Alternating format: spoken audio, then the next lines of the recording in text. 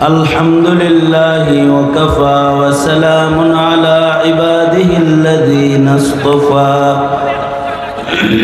أما بعد فأعوذ بالله من الشيطان الرجيم بسم الله الرحمن الرحيم ثم لتسألن يومئذ عن النعيم وقال النبي صلى الله عليه وسلم القبر روضة من رياض الجنة أو حفرة من حفر النار وقال النبي صلى الله عليه وسلم كل أمتي يدخلون الجنة إلا من أبى قيل من يأبى يا رسول الله قال من أطاعني دخل الجنة ومن عصاني فقد أبى أو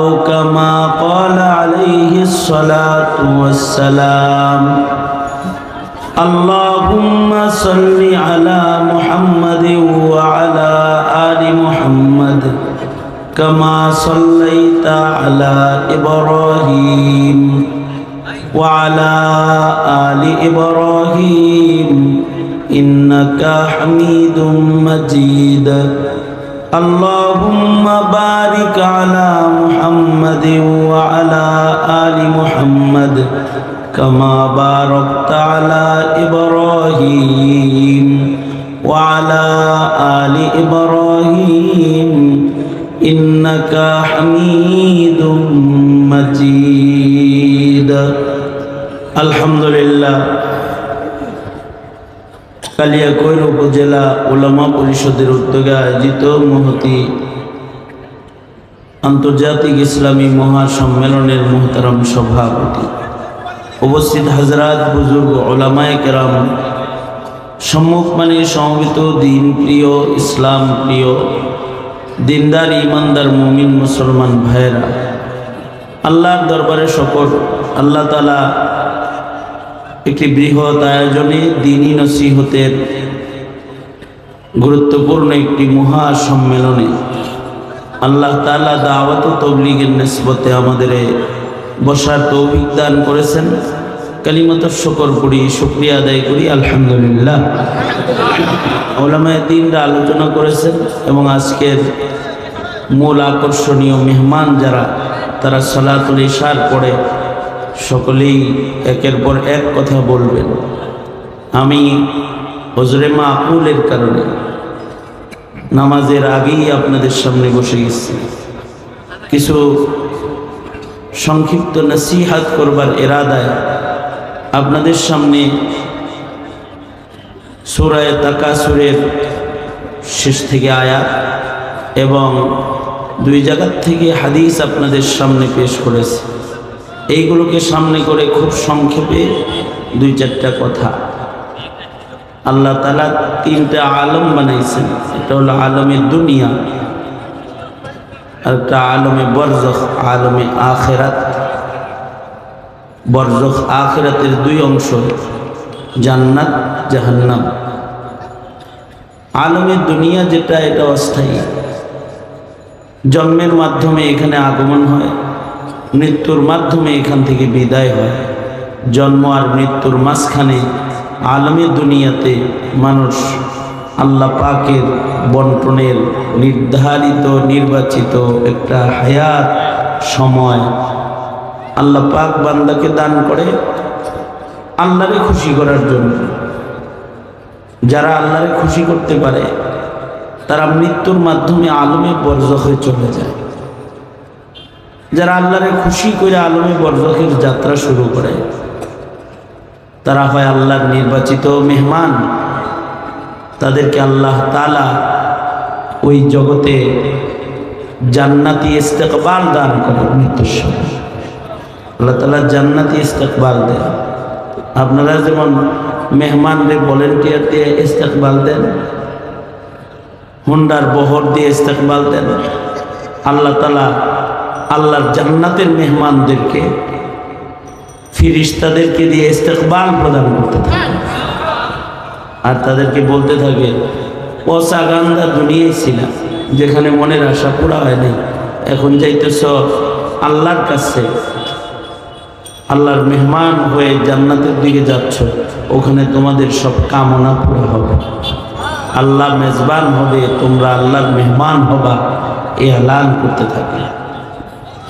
ইন্নাল্লাযীনা ক্বালু রাব্বুনা আল্লাহ সুম্মা ইসতাকামু তাতানাজ্জালু আলাইহিমুল মালায়েকা আল্লা তাখাফু ওয়া লা তাহজানু ওয়া আবশিরু বিল জান্নাহ وأبشروا بالجنة التي كنتم توعدون نحن أولياؤكم في الحياة الدنيا وفي الآخرة ولكم فيها ما تشتهي أنفسكم ولكم فيها ما تدعون نزلا من غفور رحيم।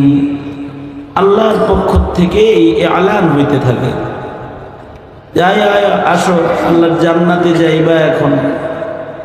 এখন তো তোমাদের ভয় নাই, চিন্তা নাই, জান্নাত খোলা আছে, আল্লাহ মেজবান, তোমরা মেহমান, যা কামনা করবা, যা কল্পনা করবা, তাও এখন তোমার পুরা হইতে থাকে, জান্নাতের মেহমানদারি পাইবা।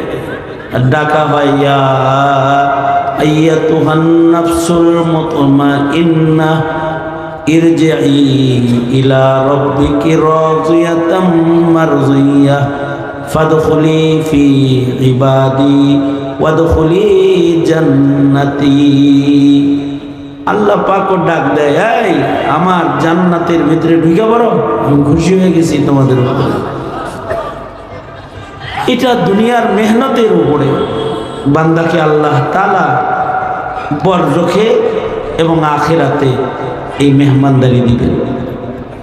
বরজখের হায়াত যেটা, এটাও বরজখের হায়াতটাও অস্থায়ী। এখান থেকে আবার আখিরাতের আলমে যেতে হবে, সেখানে দুই দল হবে, একদল জান্নাতি হায়াত পাবে, আর একদল দোজখে উড়ে থাকবে। যারা জান্নাতে যাইব তারা হলো মূল সফল বান্দা, দুনিয়ার হায়াত তারা কাজে লাগাইছে, তাদের আল্লাহ জান্নাত দিয়ে দিব, চিরদিনের জন্য জান্নাত দিব। যেহেতু দুনিয়া থাকার জায়গা না, জামু হলো বরজখে, জামু হলো আখিরাতে আল্লাহর সামনে, যেখানে আমাকে জিজ্ঞাসাবাদ করা হবে দুনিয়ায় যা যা আল্লাহ দিছে এগুলো কেমনে ব্যবহার করেছি, যত নিয়ামত আল্লাহর ভোগ করছি, এগুলো আমাদের জিজ্ঞাসাবাদ করা হবে আখিরাতে। সুম্মা লাতুসআলুন্না ইয়াউমাইযিন আনিন নাঈম, যত নিয়ামত আল্লাহ দিছে সব নিয়ামতের জিজ্ঞাসাবাদ আছে, এগুলো যেখানে হবে ওইটার চিন্তা যারা করবে তারা হলো আসলে চালাক চতুর। বেকুব কারা?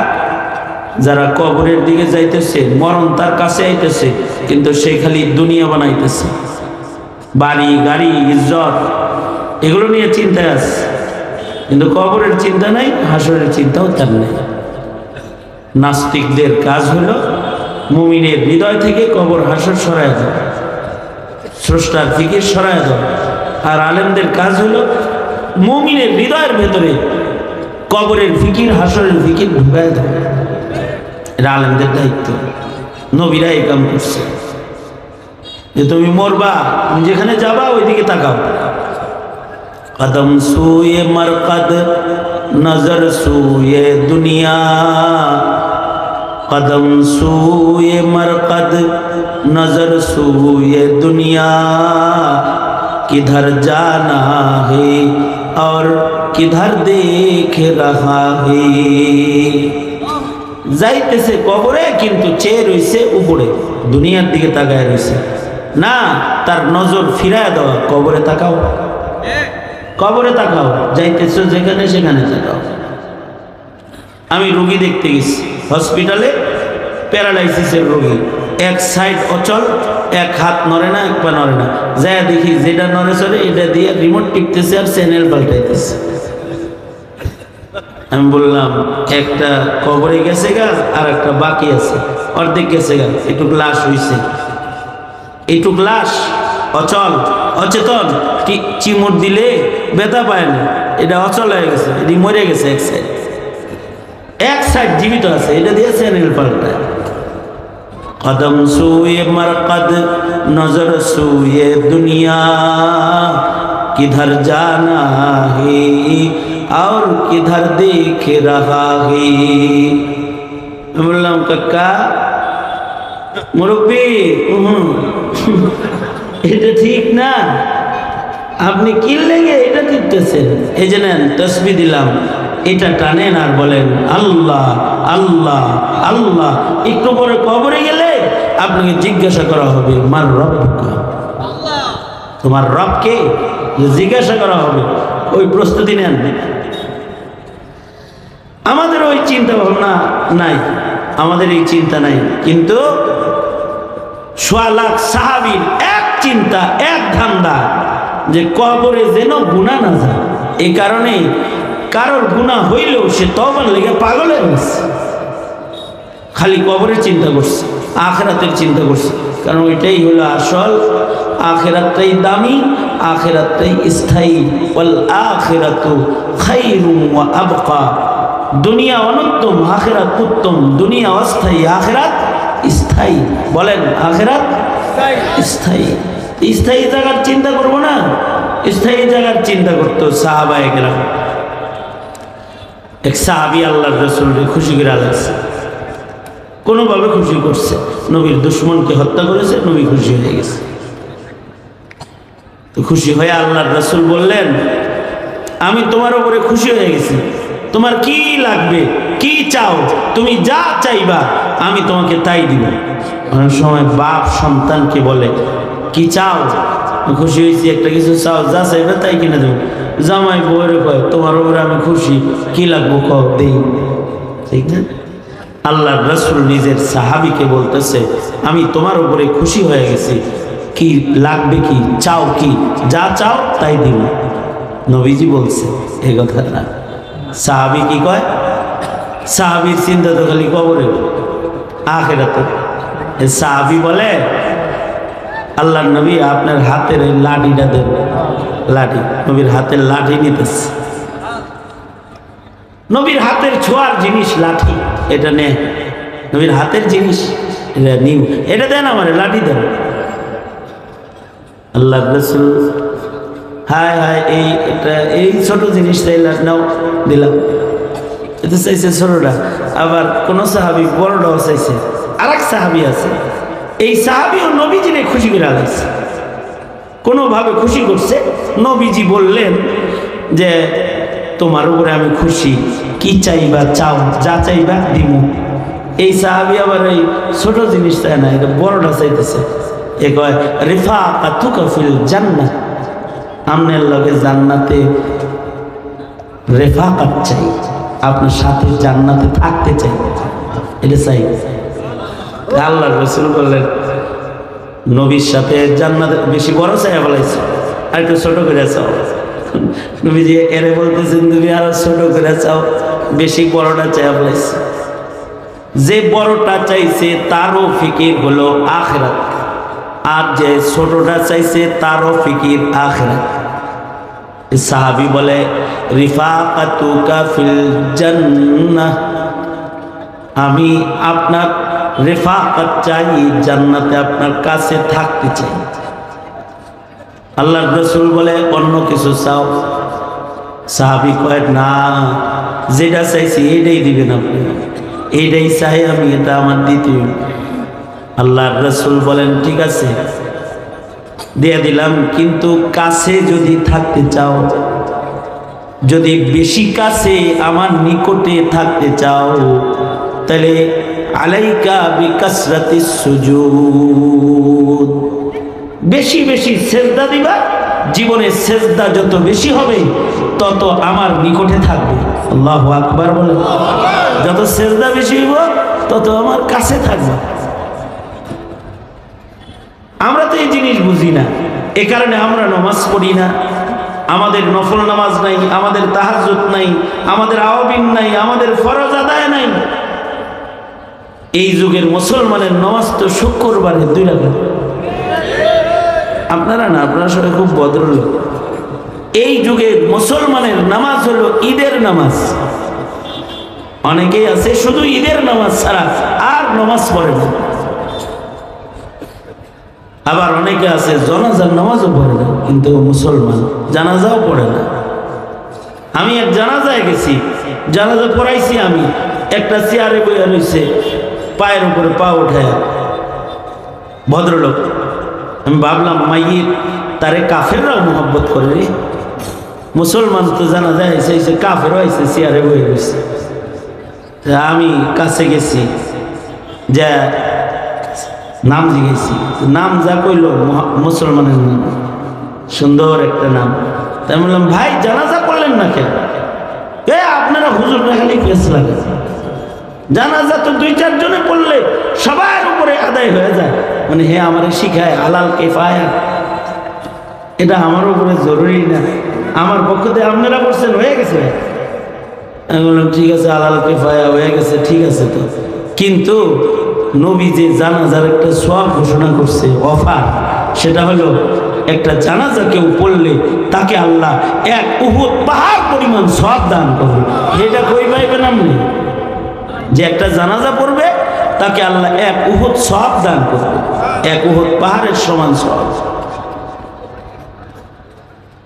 একজনে কয় হুজুর এর লগে আলাপ করে লাভ নেই, ওযু জানে না। ওযু করতে হইব না জানাজা বললে, ওযু জানে না। এতটা দিন থেকে দূরে, যারা দিন থেকে এত দূরে, তারা জান্নাতে তাহলে নবী থেকে কত দূরে হবে? আর যাদের জীবনে সেজদা বেশি, তারা নবীর কাছে থাকবে। আলাইকা বিকাসরাতিস সুজুদ, এটা সাহাবায়ে কেরাম বুঝতেন।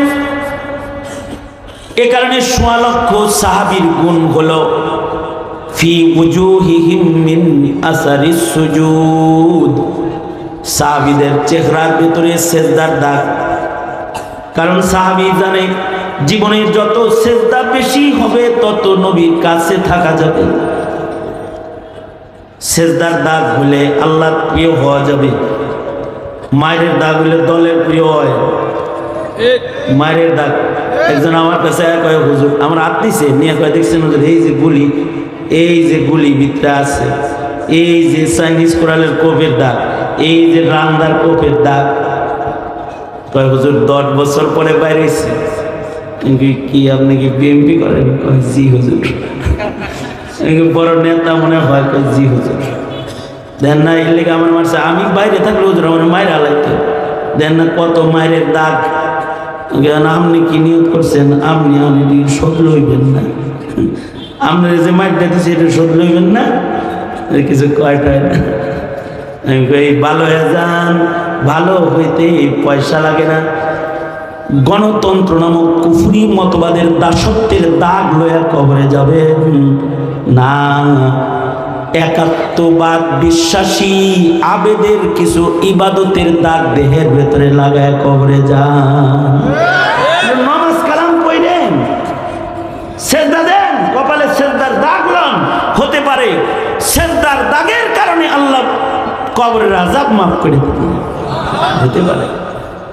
সুতরাং যারা নামাজ পড়ে না, যাদের দেহে সেজদার দাগ নাই, সেজদার দাগ লও। হাঁটুর মধ্যে যেন সেজদার দাগ থাকে, পায়ে যেন বসতা নামাজ পড়তা দাগ থাকে, কপালে যেন সেজদার দাগ হয়। সাহাবীদের সবার কপালে সেজদার দাগ ছিল, কারণ সাহাবীরা জানতো সেজদা বেশি, আল্লাহর রাসূলের কাছাকাছি বেশি। ফি উজুহিহিম মিন আসারিস সুজুদ, তাদের চেহারায় সেজদার দাগ ছিল। কেন এত সেজদা দিত? কারণ সেজদা দিলে জান্নাতের চাবি, নামাজ পড়লে জান্নাতের চাবি হইব, সেজদা দিলে নবীর কাছে জান্নাতে থাকা যায়। আখিরাতের ফিকির।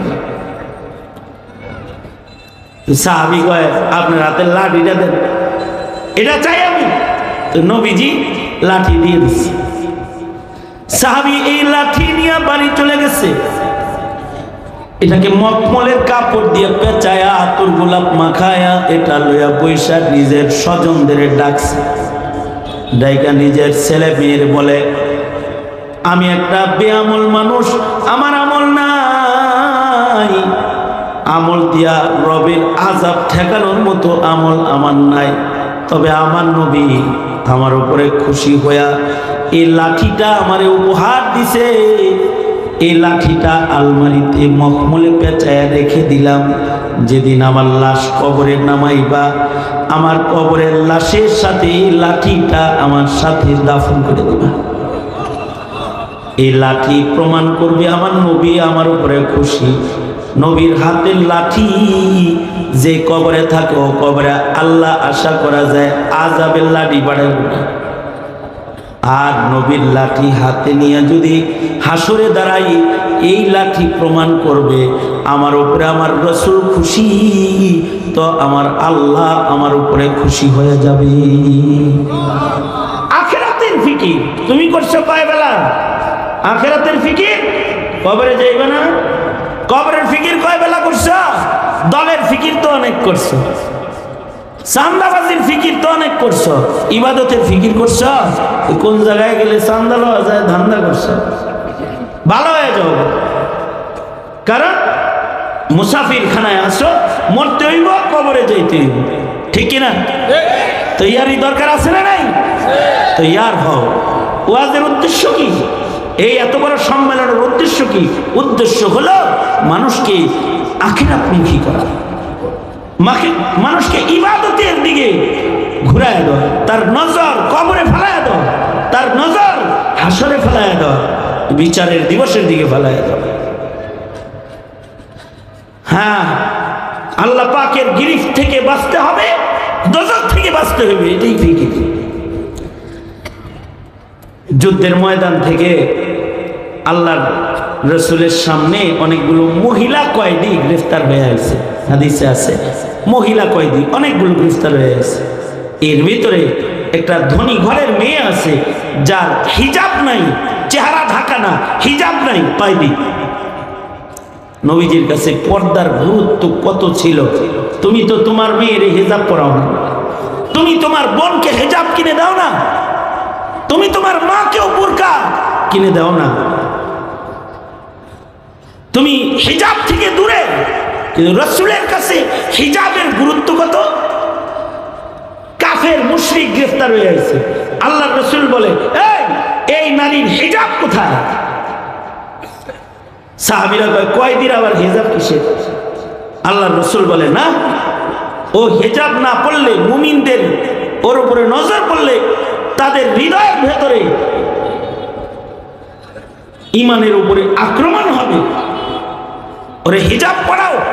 হিজাব কই পাইব? কারোর কাছে হিজাব না চায়া আল্লাহর নবী সাইয়্যিদুল মুরসালিনের কাছে হিজাবের কত গুরুত্ব।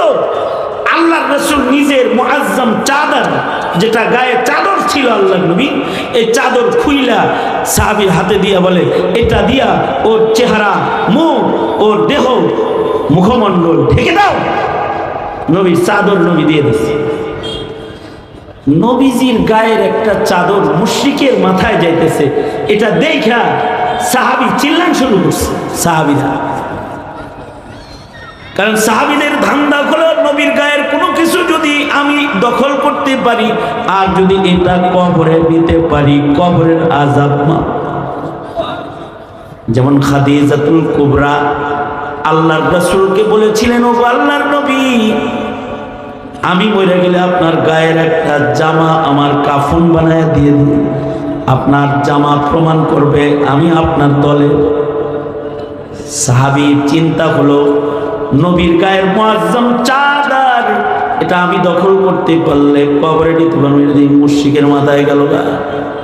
আল্লাহর রাসূল বলে দাও তার মাথায়, আমি তারে চিনি। নবীজি চাদর দিয়া ঢাইকা দিলে তাকে জিজ্ঞাসা করলেন, এই মেয়ে তুমি কি হাতিম তায়ের কন্যা না? আরবের মশহুর দানবীর হাতিম তায়ের মেয়ে তুমি না? জি আল্লাহর নবী, আমি হাতিম তায়ের কন্যা। আল্লাহর রাসূল বললেন তুমি একটা সম্মানিত মানুষের কন্যা, আরবের মানুষ যারা সম্মান করত তার মেয়ে, তুমি যাও, এই সম্মানে তোমার জেল মাফ করে দিলাম, তোমারে মুক্তি দিয়ে দিলাম। মেয়েটা বলে, আল্লাহর নবী একা যাব না, আমার বান্ধবীদের আমার সাথে দিলে আমি জেল থেকে বাইরে মতো ছাড়া বাইরে না। আল্লাহর রাসূল হেসে দিয়ে বলে, তোর বাবাও ছিল সখী, তুইও একটা সখী। তোর বাপ নিজে না খায়া পরে খাওয়াইছে, আর তুই নিজের জেলের চিন্তা না করে বান্ধবীর জেলের চিন্তা করতেছ। তোমার ভেতরেও তো বাবার সাখাওয়াত আছে। ঠিক আছে, যাও, তোমাকে মুক্ত করলাম তোমার বাবার সম্মানে, আর তোমার বান্ধবীদেরকে মুক্ত করে দিলাম তোমার সম্মানে। তুমিও সখী, এর লেগে তোমার বান্ধবীরাও ছেড়ে দিলাম। তার মানে এখানে একটা সুন্নত শিখার আছে, করিম ইবনে করিম। নেককার মানুষের আওলাদ ফারজান্দাদেরকে ইজ্জত করতে হয়, এ কারণে আওলাদে রাসূলদেরকে ইজ্জত করতে হয়। এ কারণেই সব মৌলবীর দাম মামুনুল হকের মতো নয়। করিম ইবনে করিম শাইখুল হাদিসের সন্তান, এর একটা দাম আছে। শাইখের চরমনাই ফয়জুল করিম, রেজাউল করিম মূল্যায়ন করতে হয়, কারণ করিম ইবনে করিম ফজলুল করিম রহমতুল্লাহ আলাইহির রক্ত, সম্মান করতে হয়। 3 পয়সার বৈরাগী মামুনুল হকরে গালি দাও, হ্যাঁ, পাগড়ি মাথায় দিয়া বেয়াদব, দাও ফলায় দাও দরকার তো।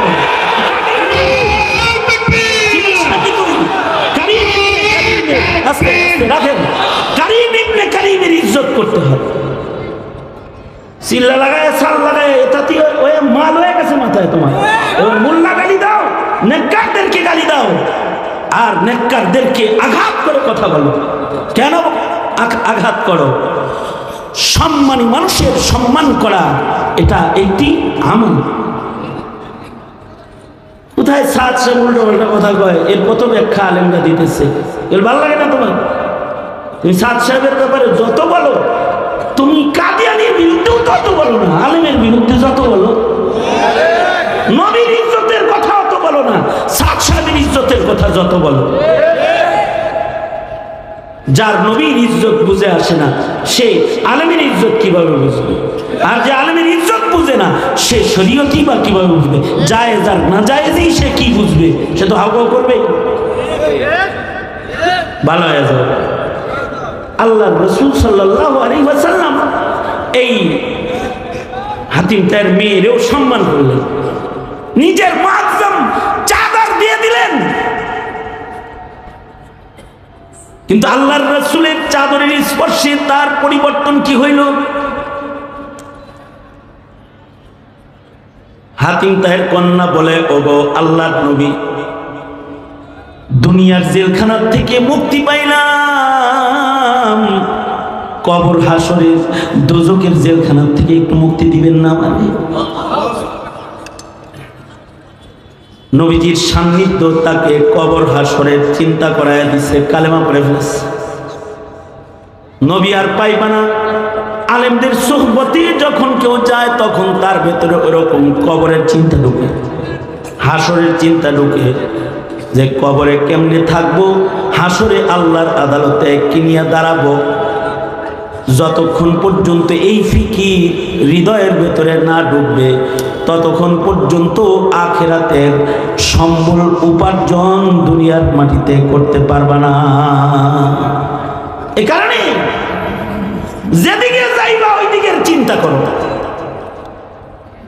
জাতি আজ দিশেহারা, নাস্তিকদের পিছনে ঘুরে, মুরতাদদের পিছনে ঘুরে, মিশনারিদের ছবলে কবলে পড়ে ঈমান নষ্ট, আখিরাত ভুলে গেছে। নামাজ পড়ে, পাগড়ি পড়ে, কিন্তু কবর হাসর ভুলে গেছে। কবর হাসর ভুলার কারণে ঘুমন্ত নামাজীদেরকে পিটায় হত্যা করতে পেরে পেরেছি, হিসাবের চিন্তা নাই, কবরের চিন্তা নাই। অথচ কেউ যদি দুনিয়াতে জুলুম করে কবরে যায়, সাজা ওর কবর থেকেই শুরু হয়ে যায়, সাজা কবর থেকেই শুরু হবে। কবর বিশ্বাস হয় না? বিশ্বাস না হলে ময়রা, তুমি ময়রা টেস্ট করো, কবর বিশ্বাস হয়ে যাবে। যখন আইনুল ইয়াকিন হবে, দেখবা সচক্ষে কবরে বর্জন, তখন বিশ্বাস হবে। এখন তো ইলমুল ইয়াকিন, আলেমরা কয়, কোরআন হাদিস দিয়ে কয়, বিশ্বাস হয় না। আইনুল ইয়াকিন যেদিন হবে, আল্লাহ বলেন ওই দিন তোমাদের সব চোখের সামনে তোমরা দেখতে পাবে। আলহাকুমুত তাকাসুর হাত্তা যুরতুমুল মাকাবির কাল্লা সাওফা তা'লামুন সুম্মা কাল্লা সাওফা তা'লামুন কাল্লা লাউ তা'লামুনা ইলমাল ইয়াকিন লাতারাবুন্নাল জাহিম সুম্মা লাতারাবুন্নাহা আইনাল ইয়াকিন। চোখে দেখতে পাবা সব মরার সাথে সাথে। এ কারণে আকাবিররা কবরের চিন্তা খুব করত। কবরটা কোন জায়গায় হইব, কবরের ভিতরটা কেমন হইব, কবরে আমি কি করব, কবরের মাটি আমার সাথে কি আচরণ করবে, এগুলো চিন্তা করতো খুব বেশি। এ কারণে সাহাবায়ে কেরাম কবরে আল্লাহর কাছে ইবাদতের মওকাও খুঁজছে। কবরের ইবাদতে কোনো সওয়াব নেই, কিন্তু তারপরেও সাহাবী বলতো দোয়ার ভিতরে, ওগো আল্লাহ, কোরআন পড়া তৃপ্তি মিটে নাই, কবরে আমাকে কোরআন পড়ার সুযোগ দিবেন।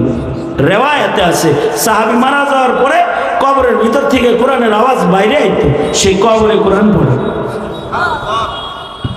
আমাদের এক বুজুর্গ সাবিত বুনানি রহমাতুল্লাহ আলাইহি, উনি দোয়া করতেন, আল্লাহ, নামাজ পড়া তৃপ্তি মিটে নাই, কবরে আমি আমার কবরটা ইসরাফিলের বাঁশি পর্যন্ত মসজিদ চাই, মুসাল্লা হিসেবে চাই, নামাজ পড়তে চাই। হিলিয়াতুল আউলিয়াতে আছে, বৃষ্টির পানিতে ওনার কবর ভেঙে গেছে, ছিদ্রি হয়েছে, দেখে সাবিত বুনানি উনি দাঁড়ায় দাঁড়ায় নামাজ পড়তেছে।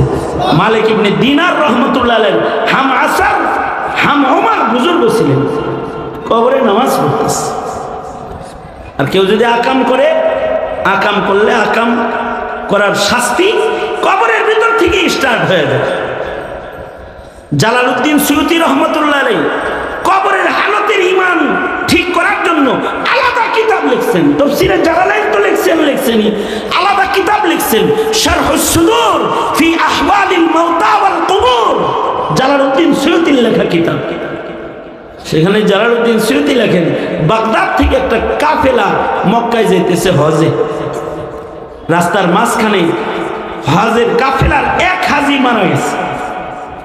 হাজিরা তার কবর খনন করছে, কিন্তু কবরের ভিতরে কোত্থেকে যেন সাপ আসে, লাশ সরায় নিয়ে দ্বিতীয় জায়গায় নতুন কবর খনন করেছে। আল্লাহর কুদরত, সেখানেও কবরের নিচ থেকে সাপ আইসা কবরে শুয়ে পড়ছে। লাশ সরায় 3 নাম্বার জায়গায় আবার কবর খনন করেছে, সেই কবরের ভিতরেও সাপ আইসা শুয়ে পড়ছে। একই ঘটনা বাইহাকি রহমাতুল্লাহ আলাইহি শুআবুল ঈমানের ভিতরে আনছেন। এটা ইবনে আব্বাসের আমল ছিল। এটা হাজিরা আব্দুল্লাহ ইবনে আব্বাসকে যা বলে, ওগো আব্দুল্লাহ ইবনে আব্বাস রাইসুল মুফাসসিরিন, এক মাইয়িতের জন্য 3টা কবর খনন করেছি, 3 কবরের ভিতরে খালি মাটির নিচ থেকে সাপ আইসা সরে। মাইয়িতরে দাফন করব কোন জায়গায়? আব্দুল্লাহ ইবনে আব্বাস বলে, দুনিয়ার যেখানেই তাকে দাফন করো, এটা সাপ না, এটা তার পাপ। দুনিয়াতে যা আকাম করছে এটা কবরে আইসা যায়। সুতরাং নতুন আর কোনো কবর খননের দরকার নাই। এই 3 কবরের যে কোনো এক কবরের ভেতরে লাশ নামায় দাও। হাজিরা লাশ নামায় দিতে কবরের পারে গেছে, সাপ গর্তের ভেতরে ঢুকে গেছে। এবার লাশ নামাইছে, কিছু সময় পরে সাপ আইসা লাশটাকে পেঁচায় ধরছে। আব্দুল্লাহ ইবনে আব্বাস বলে, এটা তার গুনাহ, ওই গুনাহ যে গুনাহ থেকে সে তওবা করে নাই। গুনাহ থেকে তওবা না করার কারণে গুনাহ তার কবরে গেছে। সে কবরে যাওয়ার সাথে সাথে তার গুনাহ তাকে লেপটায় ধরছে। মৌলবীদের সামনে যারা আইসা বসো, জিন্দেগীর গুনাহ কবরে নিয়ে যাও। পয়গম্বরদের কাছে যে উম্মত তওবা করত, নবী আর আসবে না, মৌলবীরাই তোমাদেরকে তওবার জন্য আহ্বান করবে। যেখানে আলেম আসবে সেখানে মৌলবীর সামনে বসে তওবা করবা, বিনে বিনে কাঁদবা, তোমার গুনাহ যেন তোমার কবরে চলে না যায়। কারণ তোমার কবরে তোমার ছেলে মেয়েও যাবে না, তোমার মালও যাবে না, তোমার দৌলত যাবে না, তবে তোমার সওয়াব যাবে, তোমার পাপাচার তোমার কবরে চলে যাবে। এগুলো কবরে যাবে তোমার।